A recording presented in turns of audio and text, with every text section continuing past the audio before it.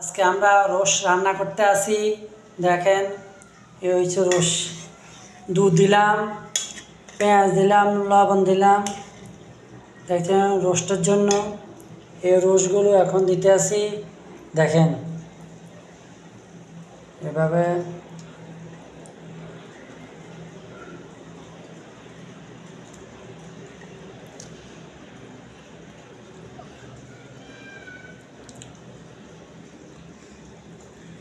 এভাবে রোস্ট রান্না করবেন, সে স্বাদ।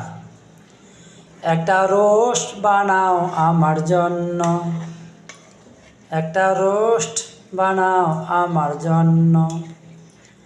পেঁয়াজ দিও, আদা দিও, লবণ দিও বলে অল্প। একটা রোস্ট বানাও আমার জন্য, একটা রোস্ট বানাও আমার জন্য।